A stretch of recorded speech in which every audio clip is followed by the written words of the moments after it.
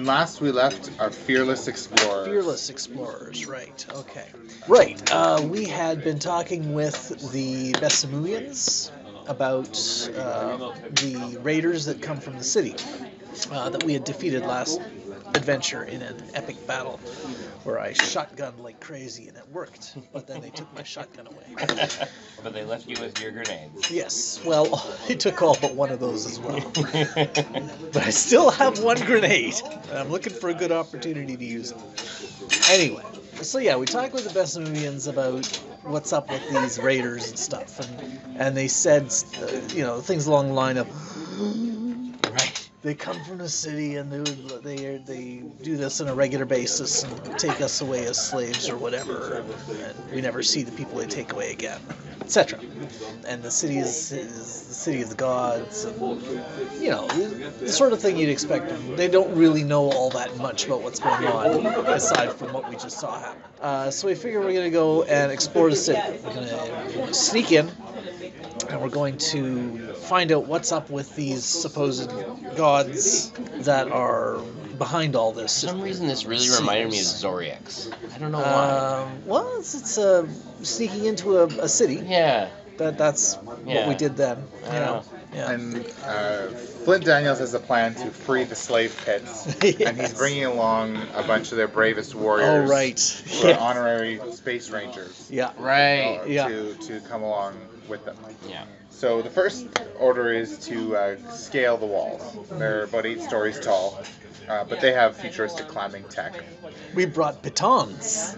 So the walls are very poorly guarded because there's no point. And so they pretty much easily climb the wall, but Flint Daniels has to heroically save a few of the brave warriors who almost fall, and that causes his wounded chest, his wounded bruised ribs to act up again. So he's now suffering from his bruised ribs and has to go around with more shirtless bandages on. Oh man. Yeah. Rough. I don't know if anyone has told these Besamuians that as honorary space rangers, all the space rangers died. Yeah, being a space ranger is not necessarily the best career choice, but we'll see. They haven't died yet, I don't think. Yeah, I'm pretty sure they haven't died yet. So, yeah, I would have remembered. Okay. Anyway. So they all get to the top of the wall with no problem, and they look down and they can see the city, and it's this beautiful, lush Bronze Age city with ziggurats and temples and pools and beautiful gardens. Everything is marble. Everyone's walking around in beautiful clothing, very fancy. They're sitting, they're eating out at these outdoor areas. They're reclining, relaxing, laughing, etc. And in the center of the city is a giant temple. Oh man, now I'm imagining their laugh is very breathy. Like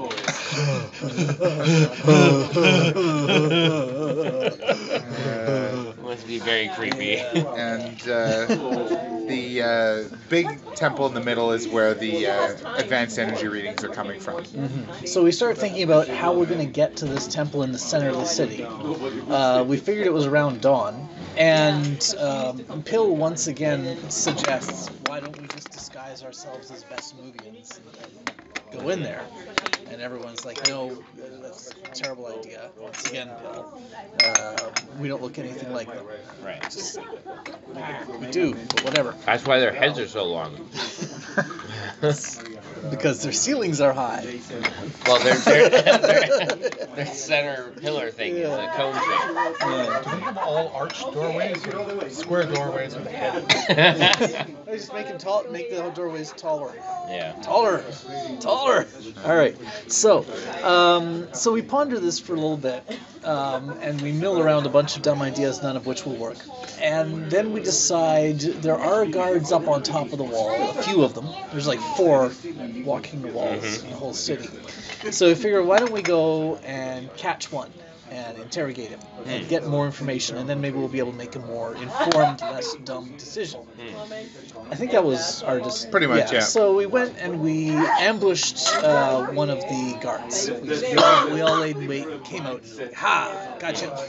It ended up being kind of interesting because, like, I introduced the brawl rules, which I later realized was stupid because it was just going to be like a one-punch thing. But whatever. I was looking for excuses to introduce the brawl rules. We brawled some bureaucrats later on. Yeah. The anyway, the Chumley, the security officer, came out and got hit, or no, they were trying to grab a hold of him and he got away. And so then everyone, because I just introduced the brawlers, was like, I'm gonna jump in. So then everyone just and then starts piling on top. the Dr. Yoon tried and failed, and then finally Sabine tackled the guard. So which Chumley was quite shocked by, because it's like these two women come rushing out and like just tackle this guard with this physical violence, and it's just like, okay, that's unexpected. It's a different time. Right. But anyway, they did catch the guard eventually, and so we interrogated him. Yeah, and he was terrified, but Flint Daniels tried to like smooth it over. The charmer of all creatures. Yeah. But it didn't really work. And I forget how they eventually got him to talk a little bit, but he was still pretty freaked out. Yeah.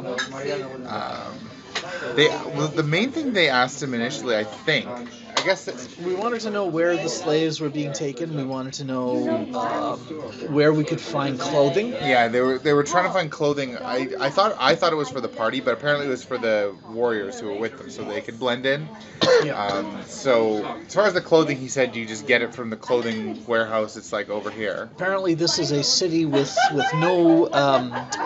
It's a post-scarcity Bronze Age civilization. Somehow they have free food, free clothing. Everyone just is entertainers and philosophers and all that kind of stuff. And it's all gifts from the gods. Right. Somehow. Yeah, they found that out a bit later, but yes, they first got the inkling of that when he said the clothing was basically free. But so we still don't really have any good ideas here about how to sneak into the city. So ultimately, I don't know how long it took. It took a little while for us to finally decide. How about we just go in there? Right. Let's just walk down the street. Yeah, I didn't really have a better plan. Confidence is key. Yeah, but I think the guard did say what you guys asked him where the slaves are, or what happens to the people, and he did say they take them to the central temple, and then they're never seen again, or something. I think he said that they were sacrifices for the gods, so they bring them in as sacrifices, and there were no signs of any slaves anywhere. Yeah, so they may all be dead or something. So they started heading down the street, walking down the street. Walking down the street. Hey, everyone. And people stop and stare, but there aren't a lot of like guards or military people. There was some bystanders saw us. They had some food or something they were eating. Oh yeah, because I was describing a place where everyone kind of went to this food kiosk and got food and seemed to get it for free. They just got food and whatever. And so one of them came out, saw us, and stopped and dropped his food. And so Lieutenant Pill decided this must be a greeting that they do. And so every time we met some, he would take out a ration bar and drop it on the ground in front of them. It worked! So mostly people were just kind of scared or like whatever, but no one made anything aggressive moves. Some people ran away, but there weren't a lot of police or guards or any military kind of presence. So we just walked down the street like we owned the place, and nobody stopped us. We were headed towards the temple. And eventually they see a guy in nice robes coming purposefully towards them from the direction of the temple. And he comes up and he's going to introduce himself, but Pill does the drop that thing. So he looks for a second, and then reaches in his pocket, not so surely, and drops a cookie. And I was like, see? Assuming it's some sort of greeting of these people. Meeting of minds. And he welcomes them. Flint Daniels can speak the language, but actually they hear him speaking in perfect English. So he speaks to them in perfect English. There was a close one here, because John initially said that Pill hears him talking to Pill in his native language, and then everyone else is responding as if they perfectly understand that. And so for a moment there, Pill was like, how do you know that language? And it was like, okay, there's no way I can get around this. This cover's been blown somehow. But then it occurred to me that Pill's native language isn't actually audible. And so I asked John, and sort of taken aside the little room, says, Pill's native language is not spoken. It's not sound wave based. So what does that mean? And John was like, oh, I guess you hear English too. So I was like, whew, okay. Retcon. That didn't happen. Everything's fine. And now. he asked them he asked them kind of unsurely if they are gods, demons, or people. And Flint Daniels, of course, says that they're people. We're all the same. And he's like, oh, good, that's what I thought. I didn't think that you were demons, but I just had to check. I think That's exactly what a demon would demons say. would usually lie at this point, but This guy seems to think the party is pretty good, but I don't remember what else they Is discussed it? with him. But well, I don't know. He trusts them. Yeah. Another group comes walking purposefully up, led by another more well-dressed woman and some people flanking her. And she welcomes them to the city and invites them to, come with her while she talks to them about a variety of things. And they asked her a number of questions. I'm trying to remember if there's anything. I don't think we really found out a whole lot because they don't seem to know a whole lot. They did ask her about the sacrifices. Yeah. And she said, the gods have provided all this. They give this all to us. No one wants for anything. We're all comfortable. We have everything we want to eat, everything we need.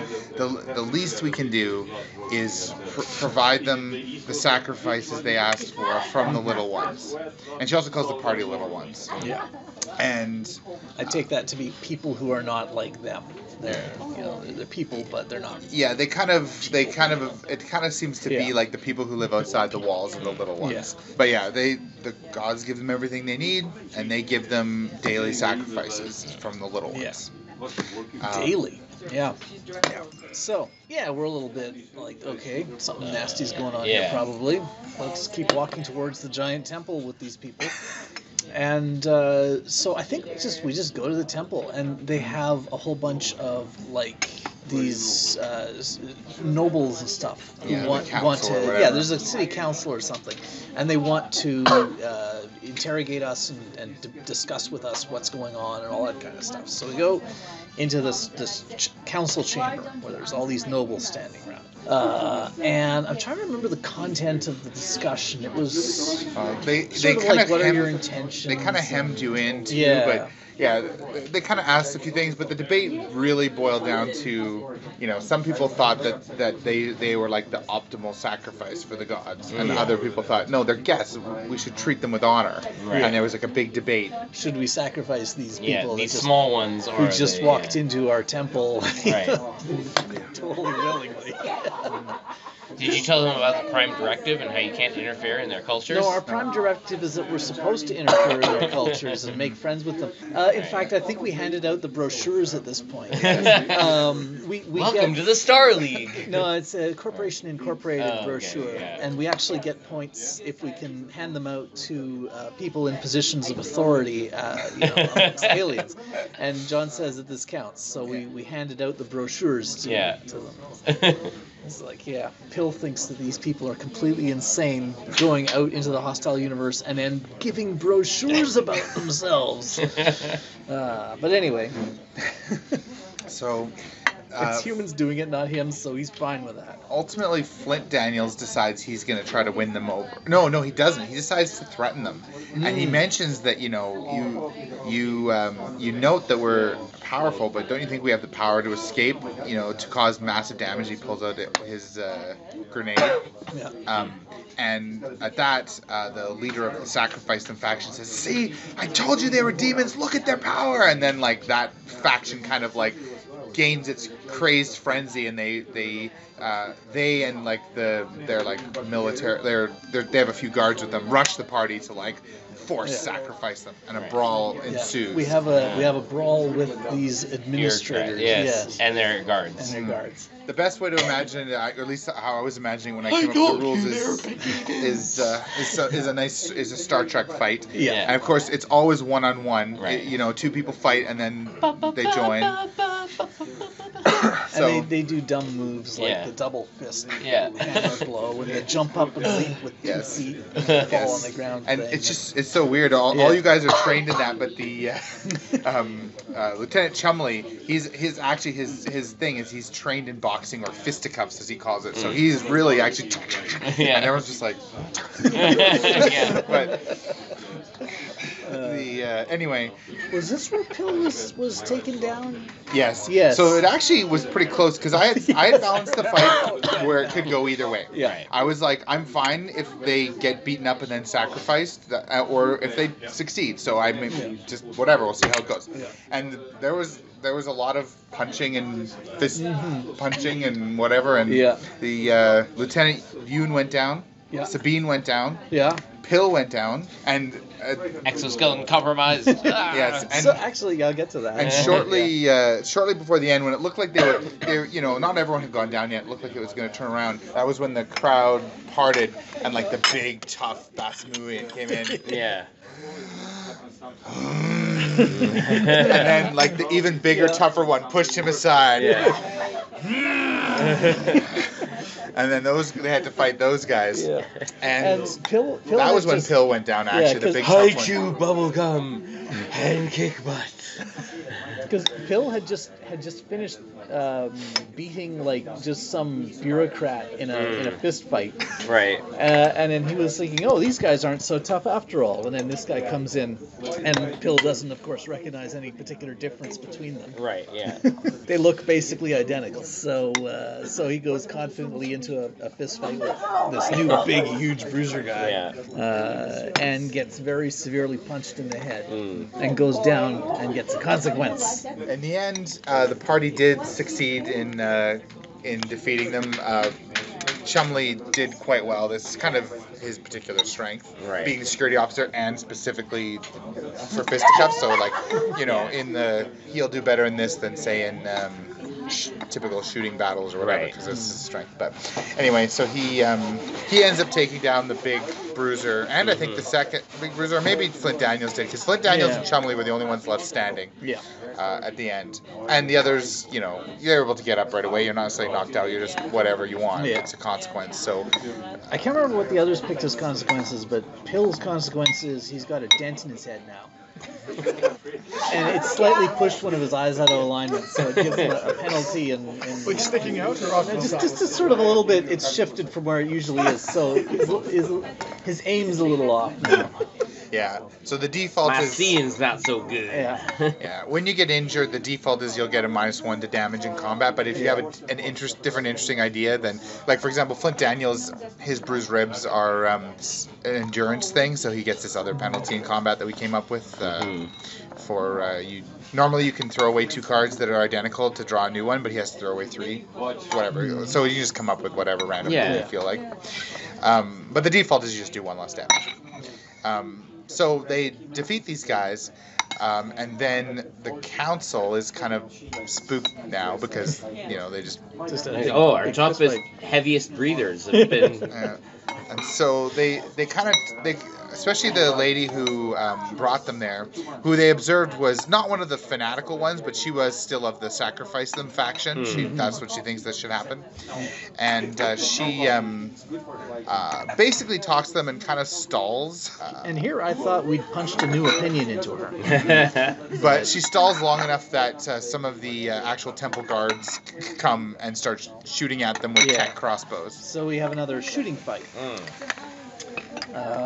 And this one is interesting. There's these stairwells that they come up from. It's interesting you mentioned earlier it was a council chamber. It was actually the top. It was like the top of a ziggurat open, and then there was another ziggurat on it. So they're actually, those are supposed to be like not the stairwells, but that's actually the sides of the ziggurat. Well, okay. They're exposed to the outside. Yeah. So they come up those, and when you're on those zones, you've got big penalties to attack because you're like down over the edge, but you also have giant defensive bonuses and stuff. And there's 2 kinds of them. There's the warriors with the tech crossbows, so they're similar to tech bows but a little different. And then there's the shield bearers who have this just this little metal thing, but it puts up a force field shield.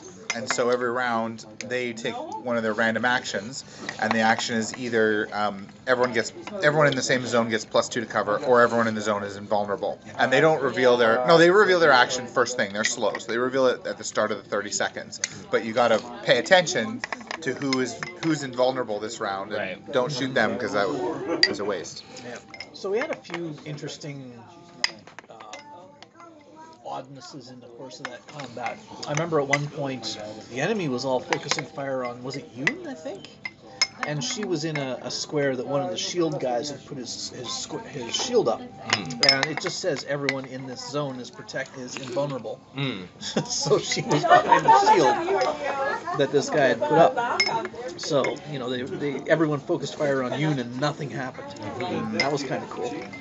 One of the biggest things early on was all the party started where like the council had been. Oh, and most of the council had run away except for a few people, and then the few people ducked down as the other guys came. So they were just alone in this uncovered space, and they discovered how bad it is to be and then having no cover. And a lot of them didn't leave cover right away. They decided to shoot, but that wasn't super great. Like, because the enemies, where they attack is kind of random, but they always prefer people who don't have cover. So then it's not random anymore. And so like Lieutenant Chumley took so many hits. Luckily, as a security officer, he gets one extra. Like, you have your shields, and if you get through your shields, you take a hit. And if you take 2 hits, you're down. Security officer needs 3 hits to go down. So, to which I think he took 2 hits. Oh yeah. I don't think anyone actually went down in the course of the fight, but we got close. Yeah, it was another fight that I didn't mind if you won or lost. So Bill's strategy was actually very similar to his first fight, only with an actual reason for doing it this time. Walk straight towards the enemy, firing your gun, and just get as close as possible with fire.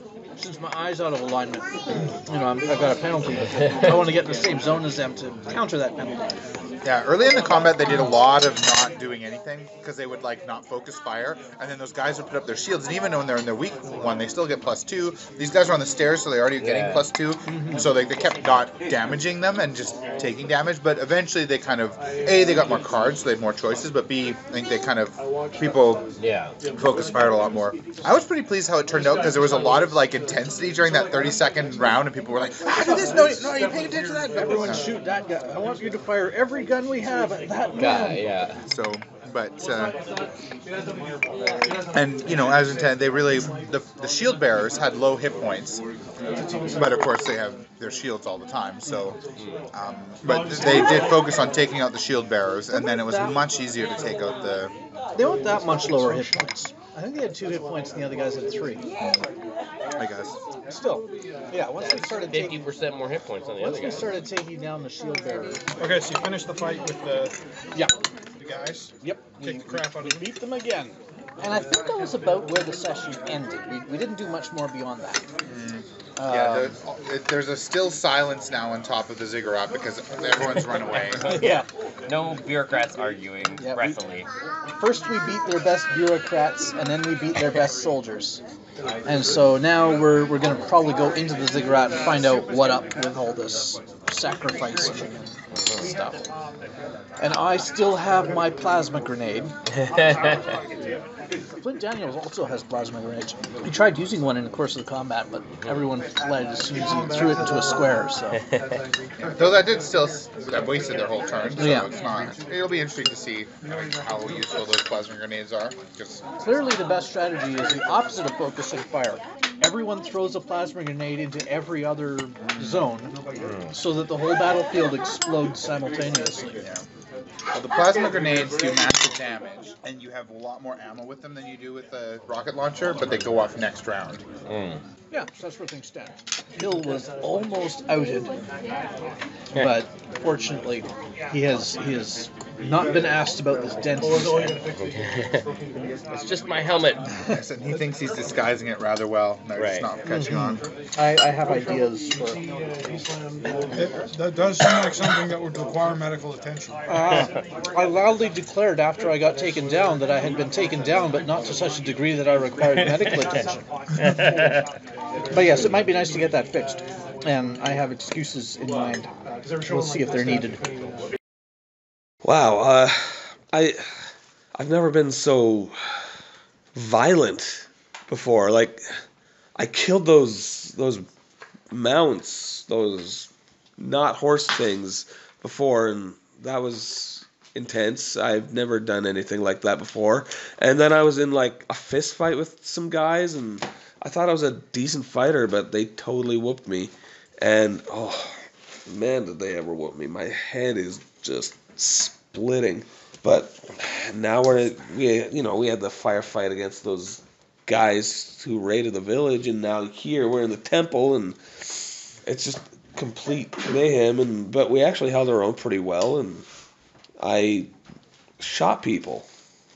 Like I actually killed people, and I'm not sure if I'm okay with that. But if I'm gonna survive, I think I'm gonna have to become okay with that. This is interesting. Pills, personal log, encryption key 1, 2, 3, 4, 5. This was a close one. I took some damage to my head, and I'm worried they might be starting to suspect. They may want to do some medical intervention on that. I think I may have to tell them that I have a prosthetic. That may work. In other news, I'm not sure what to make of these hiders. They may not be fitting the predicted pattern. I guess we'll see when we get into that temple and find out what's up with this. Medic's log 3.